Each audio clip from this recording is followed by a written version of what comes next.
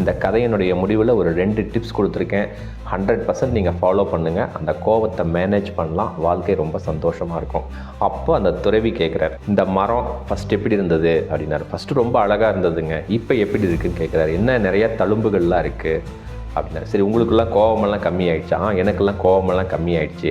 இருந்தாலும் எனக்கு ஒரு 100% கம்மியாகணும், ஒரு 90% கம்மியாயிடுச்சு அப்படின்னு சொல்லும் பொழுது அந்த துறவி சொல்கிறாரு,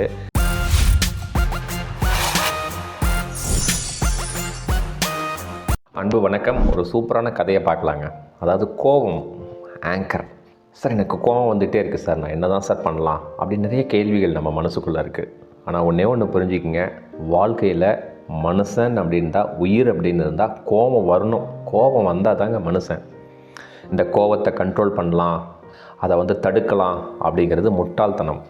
ஒன்று செய்யலாங்க, அந்த கோபத்தை மேனேஜ் பண்ணலாம், ஹேண்டில் பண்ணலாம். எப்படிங்கிறது இந்த கதையினுடைய முடிவில் ஒரு 2 டிப்ஸ் கொடுத்துருக்கேன். 100% நீங்கள் ஃபாலோ பண்ணுங்கள். அந்த கோபத்தை மேனேஜ் பண்ணலாம். வாழ்க்கை ரொம்ப சந்தோஷமாக இருக்கும். ஏன்னா இன்றைக்கி இருக்கிற காலகட்டத்தில் பொருளாதாரத்தை நோக்கி வேகமாக ஓடுறோம். உறவு முறையில் கணவன் மனைவி உறவு முறை, மாமியார் மருமகள் உறவு முறை, நம்ம கூட இருக்கிற பசங்க, வேலை செய்கிற இடத்துல, எல்லா இடத்துலையுமே பார்த்திங்கன்னா நெய்பர்ஸு, எல்லா இடத்துலையுமே சில விதமான கோவங்கள் 100% வரும். அது இயற்கை. ஸோ மனுஷன்னா கோபம் வரும். அதை எப்படி ஹேண்டில் பண்ணலாம், எப்படி மேனேஜ் பண்ணலாங்கிறது ஒரு கதை சொல்கிறேன். இந்த கதையில் உங்களுக்கு ஒரு மிகச்சிறந்த மாற்றத்தை கொடுக்கும் அப்படின்னு நம்புகிறேங்க. சிறப்பாக கதைக்குள்ளே போகலாம். ஒரு மிகப்பெரிய ஒரு நாடு, அந்த நாட்டில் ஒரு ராஜா இருந்தார். அந்த ராஜாவுக்கு என்ன ஒரு கெட்ட குணம்னாங்க, அவங்க ராணி, அவங்க பசங்க, மந்திரிகள், பணியாளர்கள் எல்லாமே ரொம்ப வருத்தப்படுவாங்க. ஏன்னா அந்த ராஜாவுக்கு ரொம்ப கோபம் வரும். அதனால் எல்லாருக்குமே ராஜா மேலே ரொம்ப ஒரு வருத்தம். என்னடா ராஜா இப்படி கோவப்படுறாரு அப்படின்ட்டு. ஒரு நாள் என்ன பண்ணார், அந்த ராஜா மாறு வேடத்தில் ஒரு வியாபாரி வேஷம் போட்டுக்கிட்டு ஒரு 15 நாளைக்கு ஒரு தடவை மக்களோட மனநிலை என்னங்கிற மாதிரி அன்றைக்கி ஒரு நாள் போனார். வியாபாரி வேடத்தில் போனார். ஒரு முதியவரை பார்க்குறாரு.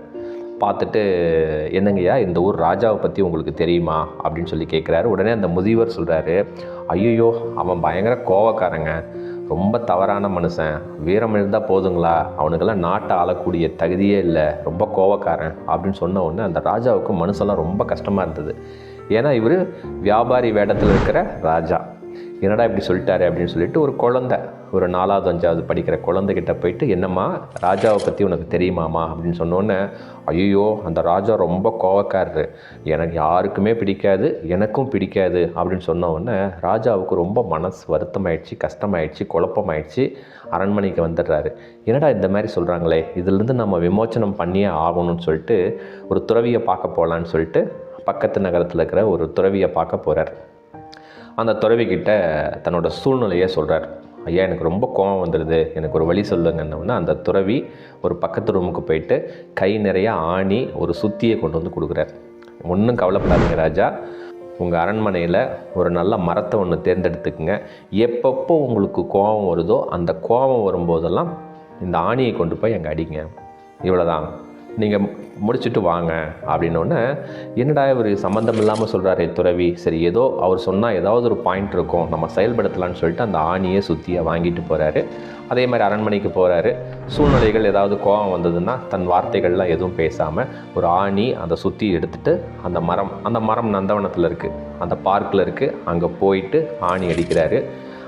இது பார்த்திங்கன்னா முதல் நாளில் ஒரு 100 ஆணி அடிக்கிறார். 2வது நாளில் பார்த்திங்கன்னா ஒரு 50 ஆணி அடிக்கிறாரு. 3வது நாளில் 30. இப்படியே போக போக கடைசி 4வது நாளில் 10 ஆணி 15 ஆணி தான் அடிக்கிறாரு. திடீர்னு ஆணியும் தீர்ந்து போச்சு. இவருக்கு என்ன ஆகுதுன்னாங்க, அந்த கோபம் வந்த உடனே அந்த வார்த்தைகளை விடாமல் அந்த ஆணி அடிக்கணுங்கிற எண்ணத்தினால அந்த நடந்து போகிற நேரத்திலே ஒரு சில நேரங்களில் அந்த கோபம் அடங்கி போயிடுது. ஆணியும் தீர்ந்து போச்சே, நம்ம என்ன செய்கிறதுன்னு தெரியலையே. அவருக்கு ஓரளவுக்கு அவர் மனசில் ஃபஸ்ட் இருந்ததுக்கு ஒரு 70% கோபம் குறைஞ்சிது. இருந்தாலும் நம்ம 100% கோபம் இல்லாமல் இருக்கணும், நம்ம போய் அந்த துறவியை பார்க்கலான்னு சொல்லிட்டு அந்த துறவியை போய் பார்க்குறாரு. பார்த்தவொன்னே அவர் சொல்கிறாரு, சரி நான் அந்த மரத்தை நான் பார்க்கலாமா அப்படின்னு சொல்கிறார். வாங்க அப்படின்னு சொல்லிட்டு துறவியும் கூப்பிட்டு அரண்மனைக்கு வராரு. அந்த நந்தவனத்துக்கு போய் பார்க்குறாங்க. பார்த்த உடனே அந்த துறவியோட மனசில், என்னடா இவ்வளோ அழகான மரத்தில் இப்படி ஆணி அடித்து வச்சுருக்கிறாரு, சரி பரவாயில்ல அப்படின்னு சொல்லிட்டு அந்த ராஜா கிட்ட சொல்கிறாரு, ராஜாவே, இனிமேல் உங்களுக்கு எப்போ கோபம் வரலையோ அப்போல்லாம் ஒவ்வொரு ஆணியாக எடுத்துடுங்க, பிடுங்கிடுங்க, எனக்கு நீங்கள் தகவல் சொல்லுங்கள் அப்படின்னு சொல்லிட்டு துறவி போயிடுறார். இவர் என்ன பண்ணுறாரு, ஒரு சூழ்நிலை நடக்கும், அந்த சூழ்நிலைக்கு கோபம் வரலன்னொன்னே ஓடி போய் அந்த ஆணியை பிடுங்கிடுவார். இப்படியே பார்க்குறாரு. ஒரு 3 மாதம் 4 மாதத்தில் அடித்த ஆணியெல்லாம் பிடுங்கிட்டார். அப்பவும் அவர் மனசில் லைட்டாக கோபங்கள் இருந்தது. இருந்தாலும் என்னடா நம்ம 100% கோபமே இல்லாமல் இருக்கணும், நம்ம எதுக்கும் போய் துறவியை பார்க்கலான்னு சொல்லிட்டு துறவியை போய் பார்க்குறாரு. துறவி என்ன சொல்கிறார், நான் மரத்தை பார்க்கணுன்னொன்னே சரின்ட்டு துறவியை கூப்பிட்டுட்டு தன் அரண்மனைக்கு வந்து அந்த நந்தவனத்துக்கு போய் பார்க்குறாரு. அப்போ அந்த துறவி கேட்குறார், துறவியாரே இந்த மரம் ஃபஸ்ட் எப்படி இருந்தது அப்படின்னாரு. ஃபஸ்ட்டு ரொம்ப அழகாக இருந்ததுங்க, இப்போ எப்படி இருக்குதுன்னு கேட்குறாரு. என்ன நிறைய தழும்புகள்லாம் இருக்குது அப்படின்னாரு. சரி உங்களுக்கெல்லாம் கோபமெல்லாம் கம்மியாயிடுச்சா? எனக்கெல்லாம் கோபமெல்லாம் கம்மியாயிடுச்சு, இருந்தாலும் எனக்கு ஒரு 100% கம்மியாகணும், ஒரு 90% கம்மியாயிடுச்சு அப்படின்னு சொல்லும் பொழுது அந்த துறவி சொல்கிறாரு, இங்கே பாருங்கள் அரசரே, உங்களுக்கு கோபம் வந்தது. கோபம் வரும்போது ஒரு கடுமையான வார்த்தைகள், ஒரு செயல்கள், சில சண்டைகள், சில காயங்கள், சில வலிகள், சில வேதனைகளை நீங்கள் செயல்படுத்துகிறீங்க. அப்புறம் நீங்கள் சமாதானம் ஆயிடுறீங்க. ஆனால் ஆப்போசிட்டில் இருக்கிறவங்க மனசுங்க, அவங்க மனசில் அந்த காயங்கள், வலிகள், வேதனைகள் அப்படியே தான் இருக்கும். இந்த மரத்தில் பாருங்கள், கோபம் வராமல் இருக்கும் பொழுது அந்த ஆணியை பிடுங்கிட்டீங்க, ஆனால் இந்த தழும்புகள்லாம் இருக்குது, இதுக்கு என்ன பதில் சொல்கிறீங்க அப்படின்னு சொல்லி அந்த துறவி கேட்டார். அப்போ தான் அந்த ராஜாவுக்கு புரியுது, நம்ம என்ன தான் கோவப்பட்டாலுங்க வார்த்தைகள் பேசிடுறோம், ஒரு காயங்கள், ஒரு சண்டைகள் ஏற்படுத்திடுறோம், அப்புறம் சமாதானமாயிடுறோம். இருந்தாலும் மற்றவர்களோட மனசில் அந்த காயங்கள், வலிகள், வேதனைகள் அப்படியே தான் இருக்கும். இந்த மரத்தில் பாருங்கள், நீங்கள் என்ன செஞ்சாலும் அந்த தழும்புகள் போகாது, நீங்கள் அடித்த ஓட்டைகள் அப்படியே தான் இருக்கும், அந்த தழும்பு இந்த மரத்தில் அப்படியே தான் இருக்கும். எவ்வளோ அழகான மரம், இப்போ புரியுதுங்களா ராஜாவே அப்படின்னோடனே அந்த ராஜாவுக்கு அப்போ தான் உண்மை புரியுது. ஸோ கதை முடிஞ்சுது. இந்த கதை நமக்கு என்ன உணர்த்துதுங்க, கொஞ்சம் யோசனை பண்ணி பாருங்கள். வாழ்க்கையில் 100% உயிர் அப்படின்னு இருந்தால் கோபம் வருங்க. இப்போ அந்த கோபப்படும் பொழுது நம்ம என்ன பண்ணிடுறோம், சில வார்த்தைகள், சில காயங்கள் பண்ணிடுறோம், சில சண்டைகளை போடுறதுனால மற்றவங்க மனசில் ஒரு வலியை கொடுத்துட்றோம். அந்த ராஜா அந்த மரத்தில் கொடுத்த தழும்பு மாதிரி நம்ம அதை கொடுத்துட்றோம். நம்ம என்னதான் சமாதானமானாலும் அந்த தழும்புகள் ஆறுறதில்லை அப்படிங்கிறத ஃபஸ்ட்டு அண்டர்ஸ்டாண்ட் பண்ணிக்கங்க. சரி, நான் வீடியோ ஸ்டார்டிங்லேயே நான் சொன்னேன், ஒரு 2 வழிமுறைகள் நான் சொல்கிறேன், அறிவியல் பூர்வமாக நான் ஒன்று சொல்கிறேங்க, இதை ஃபஸ்ட்டு புரிஞ்சிக்கங்க. கோபம்ங்கிறது எதனால் வருதுங்க, நான் நினச்ச மாதிரி ஆப்போசிட்டில் இருக்கிறவங்க பண்ணல, இதனால தான் கோபம் வருது. ஒத்துக்கிறீங்களா? நான் எக்ஸ்பெக்ட் பண்ணதை எனக்கு ஆப்போசிட்டில் இருக்கிறவங்க பண்ணல. அது மாமியாராக இருக்கலாம், மருமகளாக இருக்கலாம், கணவனாக இருக்கலாம், மனைவியாக இருக்கலாம், குழந்தைங்களாக இருக்கலாம், அப்பாவாக இருக்கலாம், அம்மாவாக இருக்கலாம், வேலை செய்கிற இடத்துல இருக்கலாம், தொழில் செய்கிற இடத்துல இருக்கலாம். அப்போது நான் எதிர்பார்த்தது அங்கே செய்யலைங்கும் பொழுது தான் கோபம் வருது. இந்த கோபம் என்ன ஆகுதுன்னாங்க, நாட்பட ஒரு வருத்தத்தை கொடுக்குது. ஐயோ என் கணவர் இப்படி செய்யலை, என் பிள்ளைங்க இப்படி செய்யலை அப்படின்னு சொல்லி ஒரு வருத்தத்தை, ஒரு வேதனையை, ஒரு துக்கத்தை நம்ம மனசில் கொடுக்குது. இது என்ன ஆகுதுன்னா நம்ம மனசில் ஒரு ஸ்ட்ரெஸ், ஒரு மனச்சோர்வு, ஒரு மன அழுத்தம், ஒரு ஆங்ஸைட்டி, ஒரு டிப்ரெஷன் ஸ்டேட்டுக்கு கொண்டு போய் விடுதுங்க. புரியுதுங்களா? இதுதான் அறிவியல் சொல்லுது.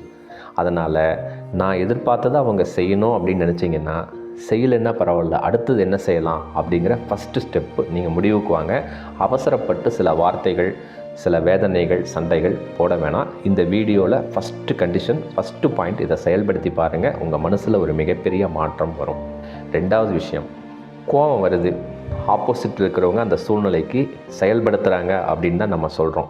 சரி, அந்த சூழ்நிலை நடக்கிறதுக்கு நம்மளோட பங்கு இருக்கா இல்லையா? எத்தனை பேருக்கு புரியுதுங்க? ஒரு இன்சிடெண்ட் நடக்குது, நம்மக்கிட்ட வேலை செய்கிறவங்களாக இருக்கலாம், இல்லை நம்ம கணவனாக இருக்கலாம், மனைவியாக இருக்கலாம், நம்ம குழந்தைங்களாக இருக்கலாம். ஏன் அவங்க கோவப்படுறாங்க? அப்போது ஏதோ ஒரு அந்த சூழ்நிலைக்கு நம்மளோட பங்கு இருக்குது அப்படிங்கிறத கொஞ்சம் நீங்கள் ஆராய்ச்சி பண்ணி பார்த்தா தெரியும். ஸோ அதில் நம்ம பங்கு இருக்குது அப்படின்னு சொல்லி உங்கள் மனசில் ஃபஸ்ட்டு அக்செப்ட் பண்ணிங்கன்னா அந்த கோபத்தினுடைய வேகம் கம்மியாயிடும். அதுக்கப்புறம் நம்மளோட பேச்சுக்கள் மற்றவரோட மனசை பாதிக்காது. இவ்வளோதாங்க வழிகள். இந்த 2 வழிகள் நீங்கள் பயன்படுத்துங்க, 100% உங்கள் மனசில் கோபங்கள் வராது. ஏன்னா கோபங்கள் தான் ஒரு சில காலகட்டத்தில் வருத்தங்களாக மாறி, வேதனைகளாக மாறி, துன்பங்களாக மாறி, ஏன் பய உணர்வுக்கே போகிறது இந்த அடிப்படை கோபம் தான். ஐயோ இப்படி ஆகலைன்னா என்ன செய்கிறது, அப்படி ஆகிட்டா என்ன பண்ணுறது அப்படின்னு சொல்லி பய உணர்வுக்கே தள்ளுறது. இந்த ஸ்ட்ரெஸ்ஸு, டிப்ரெஷன் எல்லாமே ஆகிறதுக்கு முக்கியமான காரணம், பேஸ் இந்த கோபம் தான். ஸோ இந்த வீடியோவை பார்த்த நொடியிலிருந்து கோபம் வரும். கோபம் வர்றது மனிதனுடைய இயல்பு. கோபம் வந்தால் தான் என்கிட்ட மனசே இருக்குது, அப்போ தான் நான் உயிரோடு இருக்கேங்கிறதே பொருள். அதனால் கோபம் வராமல் இருக்கணும் அப்படின்னு சொல்லி முயற்சி செய்யாதீங்க. அந்த கோபத்தை எப்படி மேனேஜ் பண்ணலாம், எப்படி கண்ட்ரோல் பண்ணலாம் அப்படிங்கிறத விட்டுட்டு எப்படி ஹேண்டில் பண்ணலான்னு பாருங்கள். 100% உங்கள் வாழ்க்கை ரொம்ப சந்தோஷமாக இருக்கும். இந்த வீடியோ உங்களுக்கு பிடிச்சிருக்கும் அப்படின்னு நான் நம்புகிறேங்க. சிறப்பாக உங்கள் நண்பர்களுக்கு, உறவினர்களுக்கு மற்றவர்களுக்கு இதை ஷேர் பண்ணுங்கள்.